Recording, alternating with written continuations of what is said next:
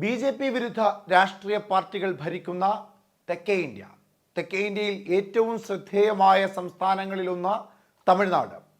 തമിഴ്നാട്ടിൽ ഇന്ത്യ സഖ്യത്തിൻ്റെ ഭാഗമായി ബി.ജെ.പിക്കെതിരായ ഒരു പടപ്പുറപ്പാട് നടത്തുവാൻ വേണ്ടി ദ്രാവിഡ മുന്നേറ്റ ഘടകമെന്ന DMK-യും കോൺഗ്രസും സീറ്റ് വിഭജന ചർച്ചകൾ ആരംഭിച്ചിരിക്കുകയാണ്. ദേശീയ തലത്തിൽ സീറ്റ് വിഭജന ചർച്ചകൾ നടക്കുന്ന സാഹചര്യത്തിലാണ് തമിഴ്നാട്ടിൽ DMK-യും കോൺഗ്രസും തമ്മിലുള്ള സീറ്റ് വിഭജന ചർച്ച നടക്കുന്നത്. DMK-യെ സംബന്ധിച്ചിടത്തോളം തങ്ങൾ ഏറ്റവും കരുത്തരായി നിൽക്കുന്ന തമിഴ്നാട്ടിൽ, കോൺഗ്രസിനെതിരെ മത്സരിച്ച് വിജയിച്ചു നിൽക്കുന്ന തമിഴ്നാട്ടിൽ കോൺഗ്രസിന് എത്ര സീറ്റുകൾ നൽകണമെന്നത് വളരെ പ്രധാനപ്പെട്ട ഒരു വിഷയമാണ്. എല്ലാ സംസ്ഥാനങ്ങളിലും ഉള്ളതുപോലെ ദേശീയ തലത്തിൽ ബി.ജെ.പിയെ തോൽപ്പിച്ച് അധികാരത്തിൽ ഇന്ത്യ സഖ്യം വരണമെങ്കിലും സംസ്ഥാന തലത്തിലെ രാഷ്ട്രീയ നിലപാടുകളുടെ അടിസ്ഥാനത്തിൽ കാര്യമായ വിട്ടുവീഴ്ചകൾ നടത്തുവാനൊന്നും ഒരു രാഷ്ട്രീയ പാർട്ടിയും സമ്മതമല്ല. അതുകൊണ്ട് തന്നെ DMK-യും കോൺഗ്രസും തമ്മിലുള്ള ചർച്ചയിലും വലിയ വിള്ളലുകൾ തന്നെയുണ്ട്. കഴിഞ്ഞ ലോക്സഭാ തെരഞ്ഞെടുപ്പിൽ 8 സീറ്റുകളിലാണ് കോൺഗ്രസ് വിജയിച്ചത്. ഇത്തവണ തങ്ങൾ പഴയതിനേക്കാൾ ശക്തി ആർജിച്ചു കഴിഞ്ഞു. പഴയതിനേക്കാൾ കോൺഗ്രസ് തമിഴ്നാട്ടിൽ വേരുറപ്പിച്ചു കഴിഞ്ഞു. രാഹുൽ ഗാന്ധിയുടെ യാത്രക്കൊടുവിലൊക്കെ വലിയ മുന്നേറ്റമാണ് കോൺഗ്രസിന് അവിടെ ഉണ്ടാക്കുവാൻ സാധിച്ചത്. അതുകൊണ്ട് തന്നെ ഇത്തവണ സീറ്റ് വിഭജന ചർച്ചയിൽ കോൺഗ്രസ് മുൻപോട്ട് വെച്ചത് 15 സീറ്റുകളായിരുന്നു.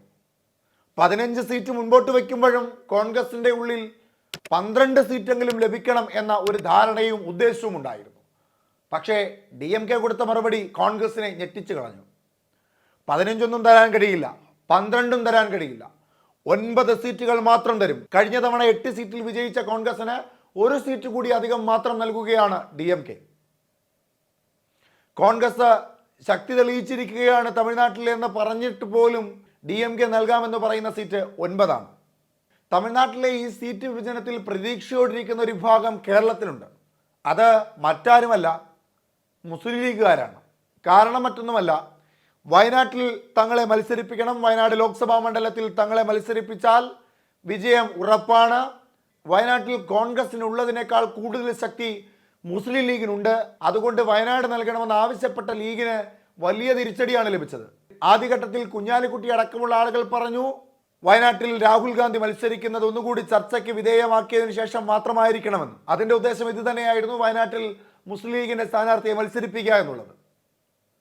പക്ഷേ രാഹുൽ ഗാന്ധി തന്നെ മത്സരിക്കുമെന്ന തീരുമാനമെടുത്തതോടുകൂടി കേരളത്തിന് പുറത്തെവിടെങ്കിലും ഒരു സീറ്റ് നൽകണമെന്ന ആവശ്യം അവർ ഉന്നയിച്ചിരുന്നു. വയനാടല്ലാതെ മറ്റൊരു സീറ്റും കേരളത്തിൽ വേണ്ട എന്നും മുസ്ലിം ലീഗ് പറഞ്ഞിരുന്നു. അതുകൊണ്ട് തന്നെ തമിഴ്നാട്ടിലെ ഈ സീറ്റ് വിഭജന ചർച്ചയിൽ ഏറ്റവും പ്രതീക്ഷയോടുകൂടി നിൽക്കുന്ന ഒരു പാർട്ടി മുസ്ലിം ലീഗാണ്. മുസ്ലിം ലീഗിനെ കൂടെ ഉൾപ്പെടുത്തിക്കൊണ്ടാണ് 15 സീറ്റ് നൽകണമെന്ന ആവശ്യം കോൺഗ്രസ് ഉന്നയിച്ചത്. 12 ആണെങ്കിലും മതി എന്ന് പറഞ്ഞതും അതുകൊണ്ട് തന്നെയാണ്. പക്ഷേ 15ഉമില്ല, 12ഉം തരില്ല, 9 സീറ്റുകൾ മാത്രം തരും, അത് ലീഗിനും കൂടി ഉള്ളതാണ് എന്ന് പറയുകയാണ് DMK. ദ്രാവിഡ മുന്നേറ്റ കഴകം ലീഗിന് നൽകുന്നത് ആകെ 1 സീറ്റാണ്. അതായത് കഴിഞ്ഞ തവണ കോൺഗ്രസ് നേടിയെടുത്ത 8 സീറ്റുകൾ മാത്രം കോൺഗ്രസിന് മത്സരിക്കാം. അധികമായ സീറ്റുകളൊന്നും DMK നൽകില്ല. DMK-യുടെ പിന്തുണ ഉണ്ടാവില്ല. അങ്ങനെ വരുമ്പോൾ പ്രാദേശിക തലത്തിൽ വലിയ വിള്ളലുണ്ടാവാനുള്ള സാധ്യത ഏറെയാണ്. അത് ഇന്ത്യ സഖ്യത്തെയും ബാധിക്കുമെന്നതും നിസ്സംശയം പറയാൻ സാധിക്കും. ഇങ്ങനെയൊക്കെയുള്ള പടലപ്പിണക്കങ്ങൾ വിവിധ സംസ്ഥാനങ്ങളിൽ നടക്കുമ്പോഴും ഇന്ത്യ സഖ്യം പറയുന്നത് തങ്ങൾ ഒറ്റക്കെട്ടായി തന്നെ മുൻപോട്ട് പോയിക്കൊണ്ടിരിക്കുകയാണ് എന്നാണ്. എന്തായാലും ഈ കൂട്ടരുടെ എല്ലാം ഏകമായ ലക്ഷ്യമെന്ന് പറയുന്നത് ബി.ജെ.പി. സർക്കാരെ അധികാരത്തിൽ നിന്ന് താഴെ ഇറക്കുക എന്നതാണ്. അതിന് ഒറ്റക്കെട്ടായി നിൽക്കേണ്ടതിന് പകരം വിവിധ സംസ്ഥാനങ്ങളിൽ വിവിധ ആവശ്യങ്ങൾ ഉന്നയിച്ചുകൊണ്ട് വിഘടിച്ച് നിൽക്കുകയാണ്.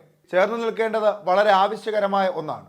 തമിഴ്നാട്ടിൽ വളരെ ശക്തരായി നിൽക്കുന്ന DMK-ക്കെതിരെ ഇനിയും വലിയൊരു ആവശ്യം ഉന്നയിക്കുവാൻ കോൺഗ്രസിന് സാധിക്കില്ല. അതുകൊണ്ട് തന്നെ ലീഗിനടക്കമുള്ള 9 സീറ്റുകൾ വാങ്ങി നിശബ്ദമായി ഇരിക്കാനേ കോൺഗ്രസിന് സാധിക്കൂ.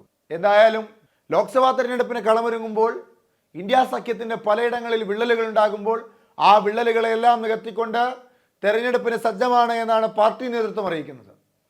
തമിഴ്നാട്ടിലെ അവസ്ഥ എന്താകുമെന്നത് കണ്ടറിയേണ്ടതാണ്. തമിഴ്നാട്ടിൽ ഉണ്ടാകാൻ പോകുന്ന ഈ ചെറിയ വിള്ളൽ ഒരു പക്ഷേ ഇന്ത്യ സഖ്യത്തിൽ ഒരു വലിയ വിള്ളലായി മാറാനുള്ള സാധ്യതയും ഏറെയാണ്.